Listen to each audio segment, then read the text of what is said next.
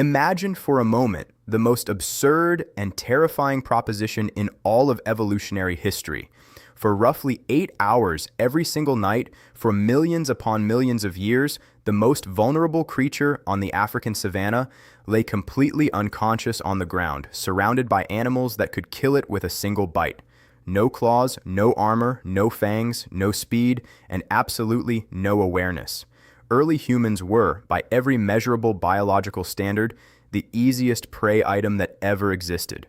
We were soft, we were slow, we were unarmed in our sleep, and we were everywhere.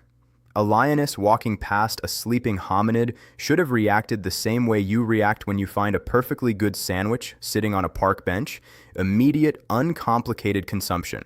And yet, against every law of predator-prey dynamics, against every instinctual drive encoded in the DNA of apex carnivores, they walked away.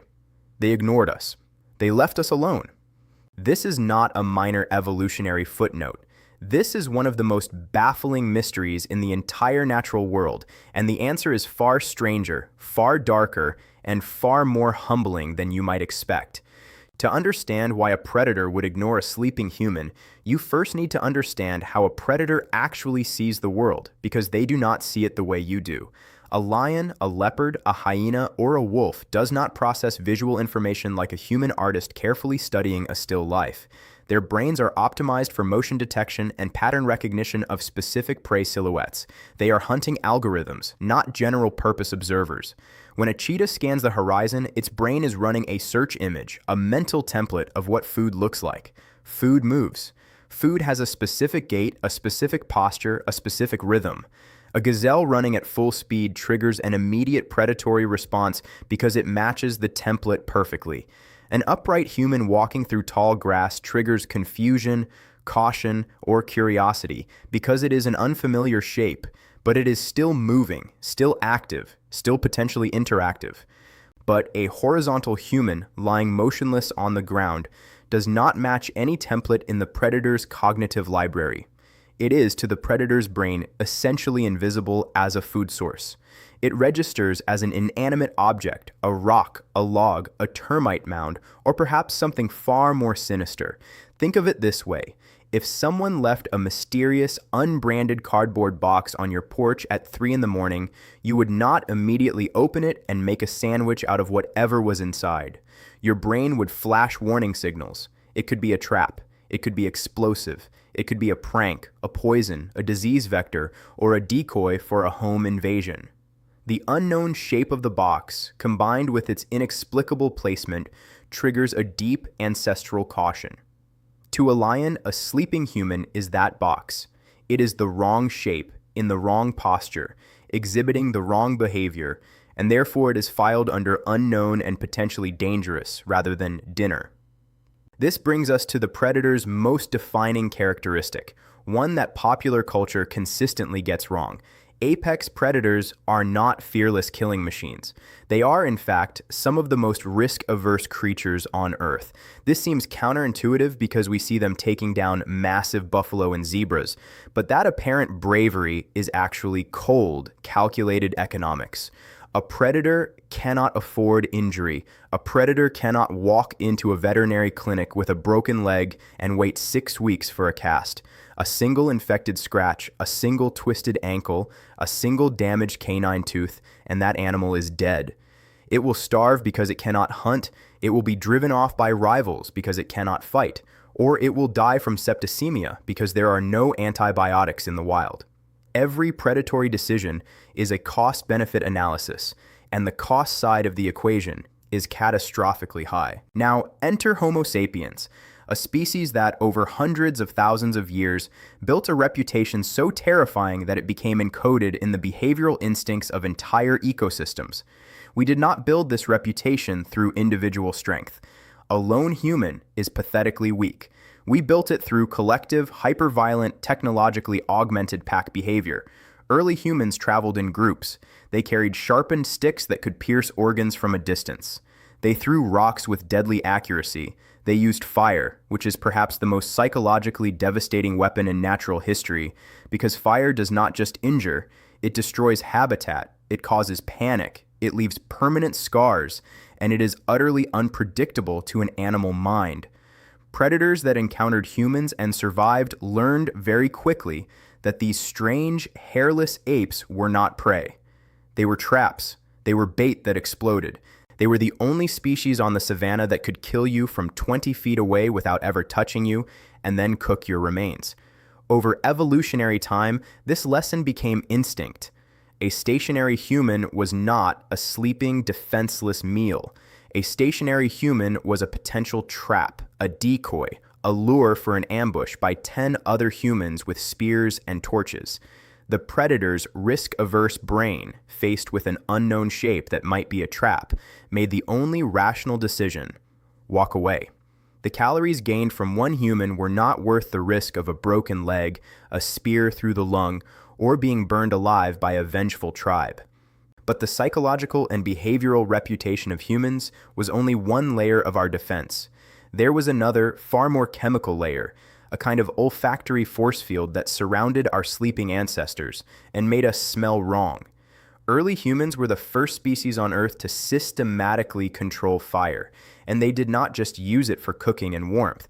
They used it for protection, and the residue of that protection lingered in ways we rarely consider.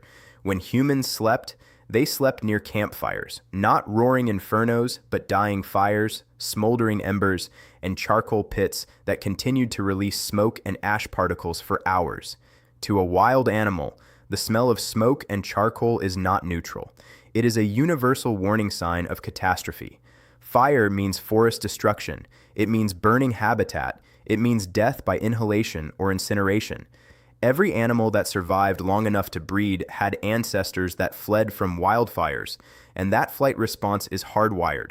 A predator approaching a human campsite would be hit with the smell of smoke, and that smell alone would trigger a deep ancestral urge to retreat, to give the area a wide berth, to associate that location with danger and destruction.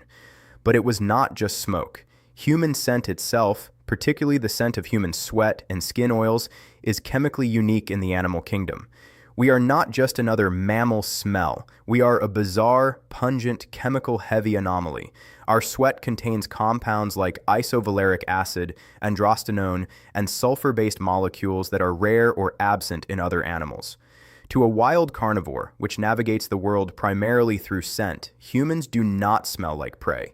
We smell like an industrial accident, like a chemical spill, like something artificial and wrong. Prey animals smell like grass, like soil, like the specific digestive byproducts of herbivory. Humans smell like processed meat, like fermented fruit, like smoke, like ash, like fear and aggression pheromones, like a cocktail of unnatural chemistry. A lioness that has never encountered a human before will still often hesitate because our scent profile does not compute. It does not match the olfactory template of food. It matches the template of unknown, possibly toxic, possibly dangerous, avoid.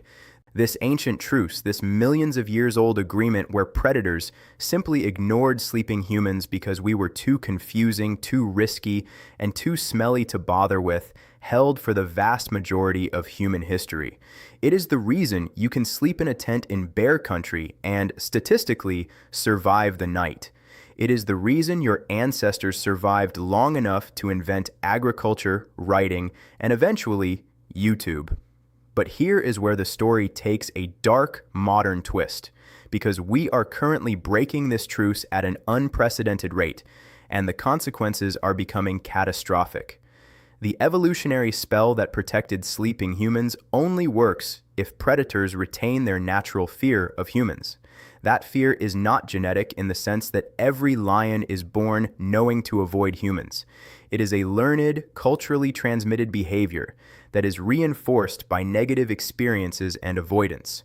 When humans begin feeding wild animals, when we leave garbage accessible, when we build suburbs deep into predator habitat, when we act like prey by running, screaming, or turning our backs, we are actively erasing the ancient reputation our ancestors bled to build.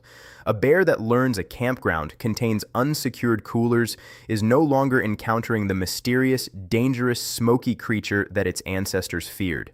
It is encountering a food dispenser, A lion that grows up near a village where humans are passive, unarmed, and easily accessible, learns that the old rules no longer apply. The evolutionary spell breaks. The cardboard box is opened. The trap is revealed to be empty. And once that lesson is learned, it is almost impossible to unlearn.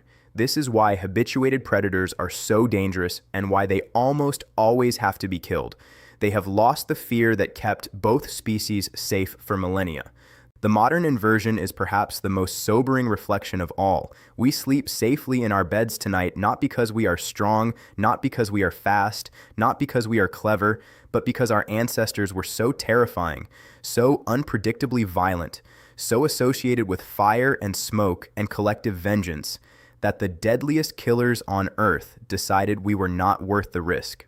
Your ability to close your eyes and drift into unconsciousness for 8 hours is a privilege paid for with hundreds of thousands of years of blood, terror, and a reputation so dark that wild animals still instinctively avoid it. We are living in the afterglow of our ancestors' monstrousness. And as we sanitize our campsites, eliminate our smoky fires, and teach predators that we are harmless, we are slowly dismantling the very defense that allows us to sleep at all. The next time you lay down in the dark, remember that the silence around you is not empty. It is filled with the memory of what humans once were, and the hope that the wild has not yet forgotten.